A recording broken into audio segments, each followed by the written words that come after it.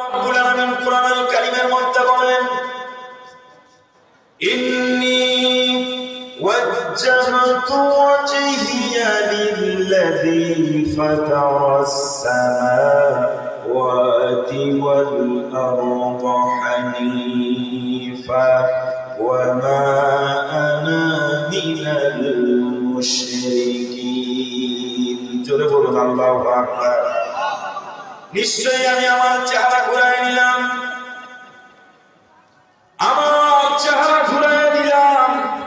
দুনিয়ার কোন নেতা, দুনিয়ার কোন নেত্রী, দুনিয়ার কোন মানুষ, দুনিয়ার কোন ব্যক্তিত্বের কাছে আমি চেহারা ঘুরাই নিলাম না। আমি কোন পুজো মণ্ডপের দিকে আমার চেহারাটা ঘুরাই নাই।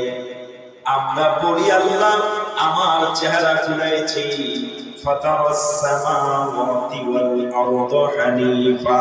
আসমান জমিনের সৃষ্টিকর্তা আইনদাতা আল্লাহ তাআলার দিকে।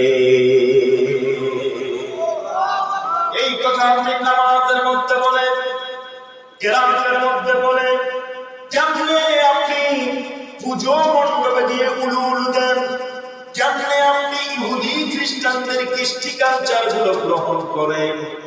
এই কথা বলার পর কেমনে আপনি বলতে পারেন কি ধর্মচর্চার উৎসব? এই কথা বলা যাবে? আরো জোরে বলে, বলে কি বলে ধর্মচর্চার উৎসব? অথচ কোরআন বলছে ধর্মচর্চার উৎসব। আরো জোরে বলে উৎসব। কোন মুসলমান যদি এই স্লোগান দেয় তার ঈমান থাকবে? আরো জোরে বলে থাকবে? ঈমান চলে যাবে।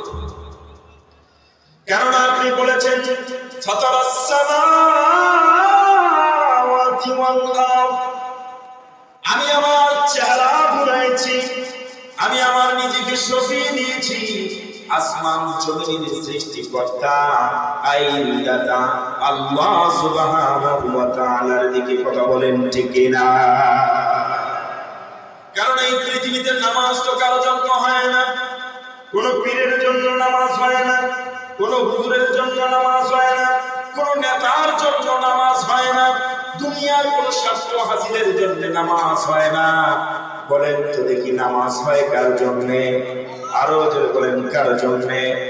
আল্লাহ রাব্বুল আলামিন কোরআনুল কারীমের মধ্যে জানিয়ে দিচ্ছেন, কুল ইন্না সালাতি ওয়া নুসুকি ওয়া মাহইয়ায়া ওয়া মামাতি লিল্লাহি